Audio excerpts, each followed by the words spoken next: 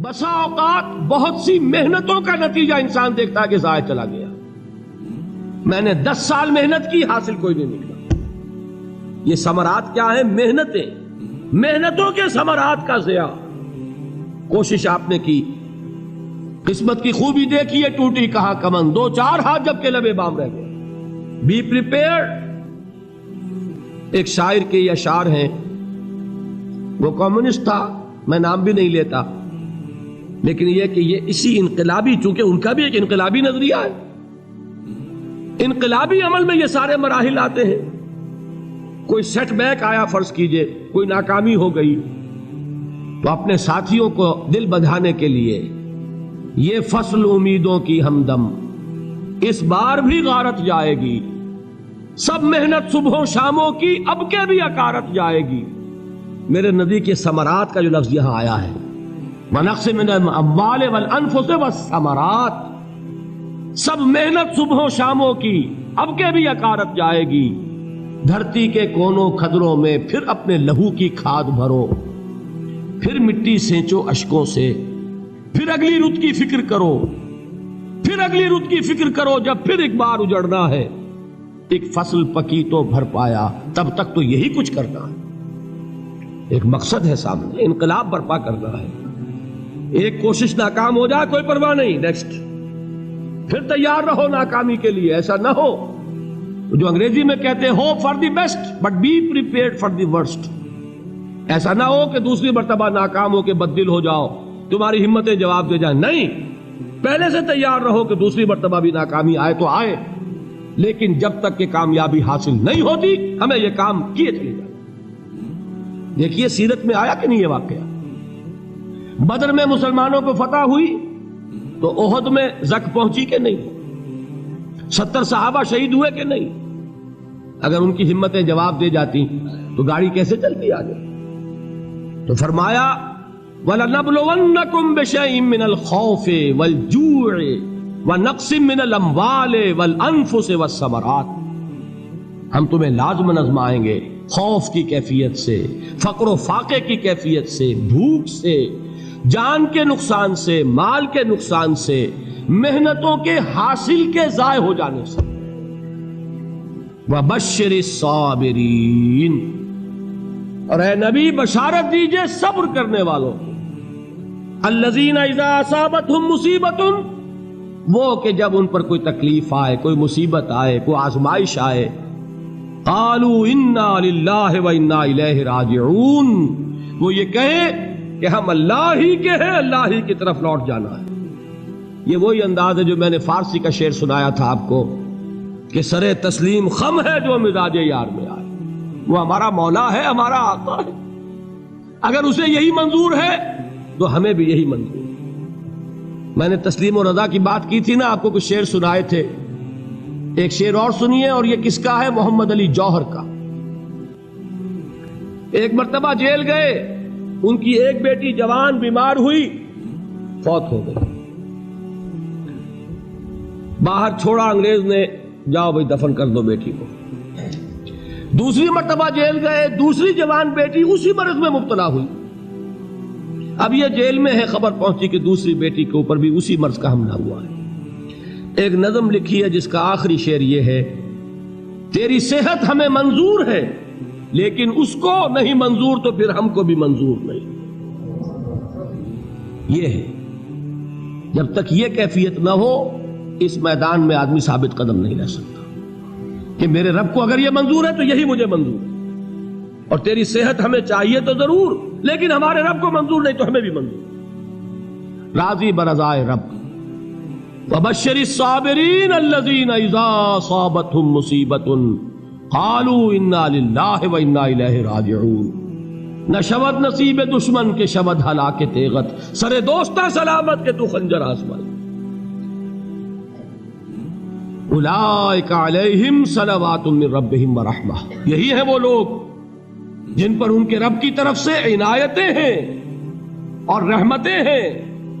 وَأُولَٰئِكَ هُمُ الْمُهْتَدُونَ، اور یہی ہے وہ لوگ جو کامیاب ہونے والے ہیں، ہدایت پانے والے، ہدایت یافتہ.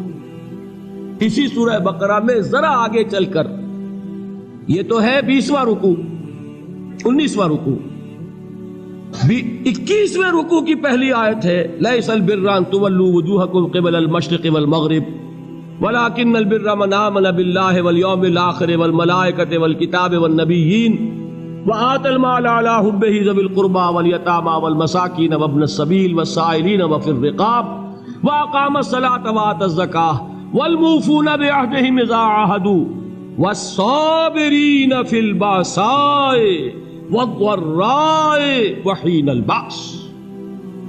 اب یہ آیت جو ہے سورۃ العصر میں جو مضامین آئے تھے سارے اس میں موجود ہیں۔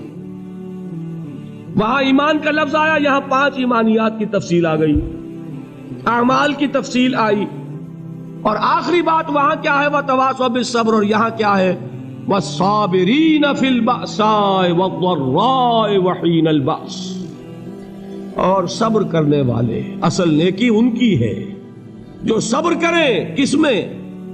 جنگ کے وقت، ذرائے، بأسائے، بأسا کہتے ہیں فقر اور فاقہ، واحد آئے گا باس تو اس کے معنی جنگ، اور باسا جمع میں آئے گا تو فاقہ، فقر، بھوک، اور ذرائع جسمانی تکلیف، ضرر، جسمانی تکلیفوں میں صبر کرنے والے، فقر اور فاقے میں صبر کرنے والے، اور جنگ کے وقت صبر کرنے والے۔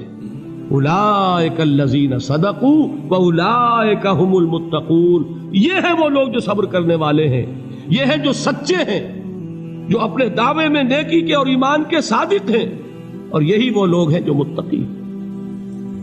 اگلی سورت ہے سورہ آل عمران، اس میں 2 لفظ آئے ہیں، آخری آیت یا ایھا الذین آمنوا اصبروا وصابروا ورابطوا واتقوا اللہ لعلکم تفلحون۔ دیکھیے یہاں صبر اور صابر جو تعلق جہد اور جہاد کا ہے وہی ہے صبر اور مصابرت۔ صبر ایک طرفہ عمل ہے، آپ جھیل رہے ہیں، برداشت کر رہے ہیں، صبر علی المعصیہ، صبر علی الطاعہ، صبر علی الابتلاء، یہ سب کیا ہے؟ صبر۔ اور مصابرت کیا ہے؟ صبر کا صبر سے مقابلہ۔ یہ سورہ آل عمران، اب وقت نہیں ہے، میں آپ کو سناتا اللہ تعالیٰ نے کیسے کیسے مسلمانوں سے کہا، مسلمانوں تمہیں زک پہنچی ہے تو انہیں بھی تو پہنچی تھی، ان کے 70 نہیں مارے گئے تھے بدر میں، ان کے حوصلے جو ہیں وہ تو پست نہیں ہوئے، وہ اگلے سال آ گئے تم پر چڑھائی کر کے، تم کیوں اتنا برا مان رہے ہو؟ تمہارے دل اتنے زخمی کیوں ہو گئے؟ تمہیں تکلیف پہنچتی ہے تو انہیں بھی پہنچتی ہے۔ اپنی غیرت جو ہے ہمیں ذرا اس کا جائزہ لینا چاہیے۔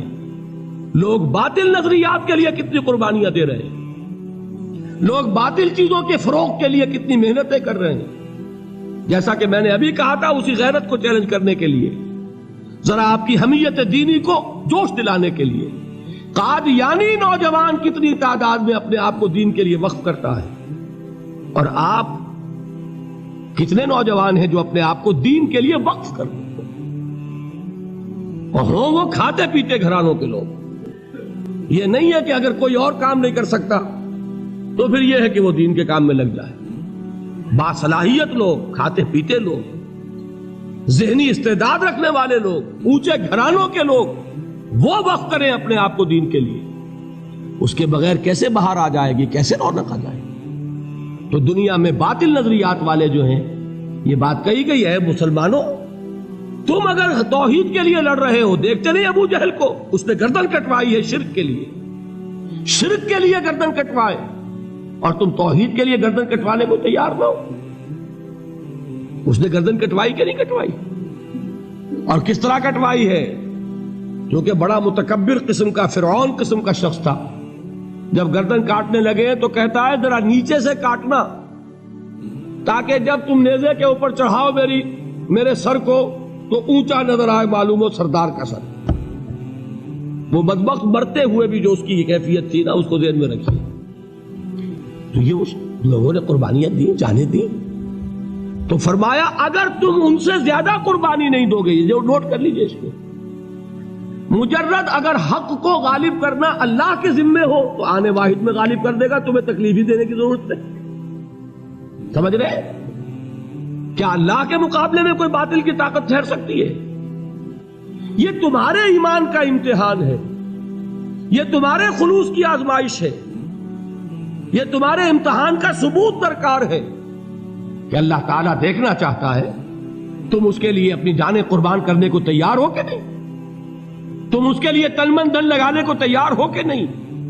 اور یہ جان لو کہ اگر کفار اور مشرکین اور ملحدین اور باطل نظریات والے وہ جو کچھ قربانیاں اپنے باطل نظریات کے لیے دے رہے ہیں ان سے زیادہ اگر تم نہیں دو گے تو حق غالب نہیں ہوگا۔